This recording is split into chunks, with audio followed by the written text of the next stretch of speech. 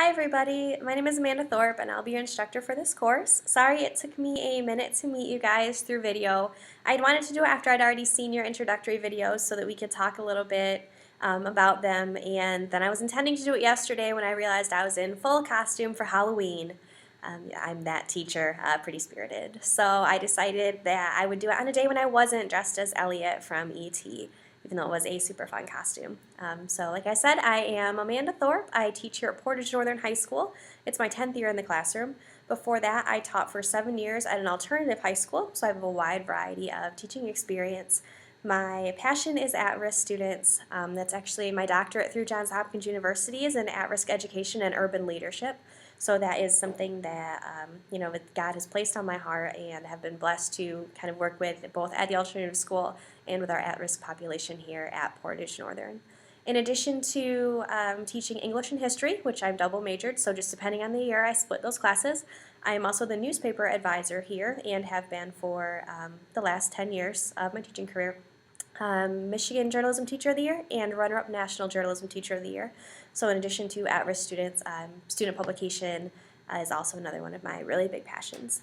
I live in Gobles, Michigan, so I drive about 35 minutes to work. It's about halfway between Kalamazoo and the lakeshore if you are using your Mitten map.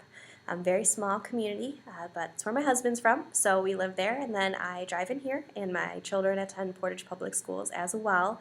I have a 2-year-old in preschool and a 5-year-old who's in kindergarten, so that has been a big change, having a child actually in school, and being a parent also, and understanding the teacher side and the parent side, and balancing that has given me a lot of insight as a teacher, I think, as well, kind of being on the other side of that desk. When I am not teaching, I love to be outdoors, obviously, with my kids.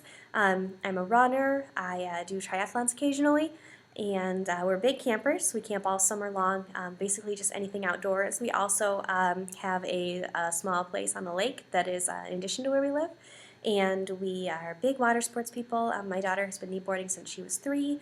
My husband and I both ski and wakeboard. My husband also wake surfs. I have tried, but with not as much success as my husband. And we also love our winter sports. My daughter has been on skis since she was 2.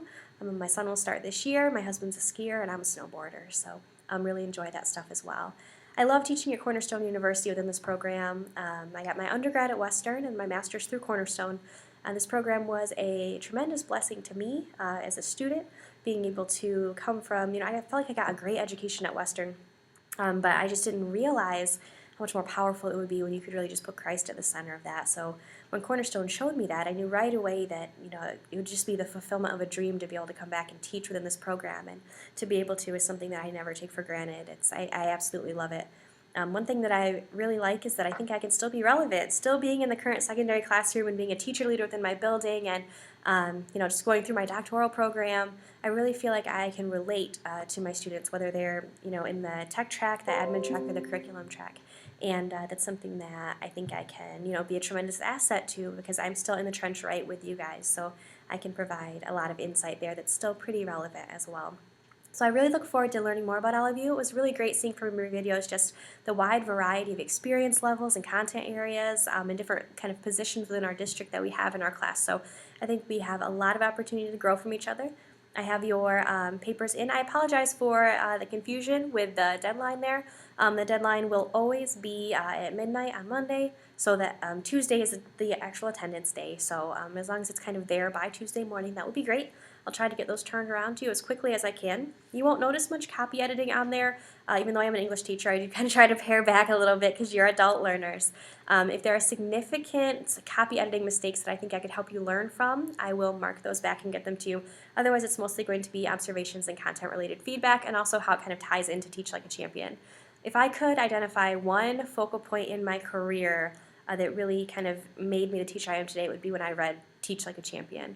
Especially with at-risk students, like the strategies that are in there have really allowed me to set 100% engagement, not just as a goal for myself, but as the standard and the expectation in my class.